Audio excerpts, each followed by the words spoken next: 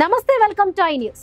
ప్రపంచంలోనే అతిపెద్ద ముస్లిం దేశమైన ఇండోనేషియా ఒక చారిత్రాత్మక నిర్ణయం తీసుకుంది.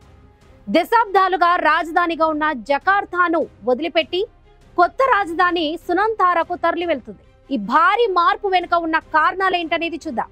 ఇది ఇండోనేషియా తీసుకున్న నిర్ణయాత్మక అడుగు.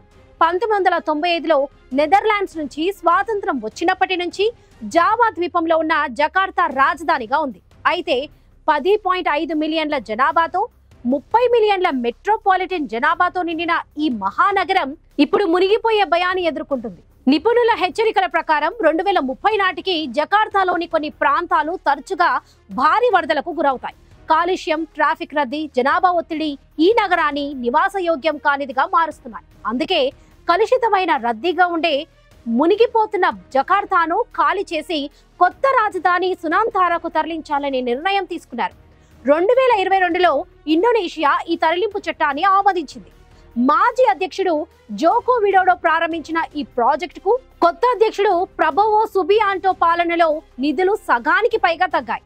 అధ్యక్షుడైన తర్వాత ప్రభోవో ఇప్పటి వరకు సునంతారాను సందర్శించకపోయినా మే నెలలో ఈ ప్రాజెక్టుకు రాజకీయ రాజధాని హోదాను మంజూరు చేయడం ద్వారా నిశ్శబ్దంగా గ్రీన్ సిగ్నల్ ఇచ్చారు. ఈ నిర్ణయాన్ని సెప్టెంబర్లో బహిరంగంగా ప్రకటించారు. కొత్త రాజధాని సుసాంతారా కేవలం ఒక నగరం కాదు, Indonesia ground strategy 2045 golden Indonesia vision లో భాగం.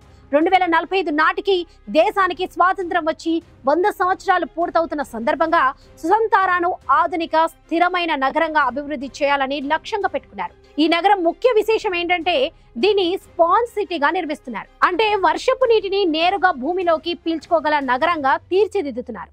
అంతేకాకుండా 2035 నాటికి పేదరిక రేటును 0% తగ్గించడం, 2045 నాటికి నికర సున్నా ఉద్గారాలను సాధించడం వంటి ప్రతిష్టాత్మక లక్ష్యాలను పెట్టుకుంది. ప్రస్తుతం 10,000 మంది మాత్రమే నివసిస్తున్న ఈ కొత్త రాజధానిలో 2030 నాటికి 1.2 మిలియన్ల మందిని నివసించేలా చేసేందుకు ప్రయత్నాలు వేగవంతం జరుగుతున్నాయి. ఇక ఇండోనేషియా ఈ రాజధాని తరలింపు నిర్ణయం ప్రపంచంలోని ఇతర దేశాలకు, ముఖ్యంగా వాతావరణ మార్పుల ముప్పు ఎదుర్కొంటున్న నగరాలకు ఒక ముందస్తు హెచ్చరిక లాంటిది. ఈ కొత్త రాజధాని విజన్ ఎలా నెరవేరుతుందో చూడాలి.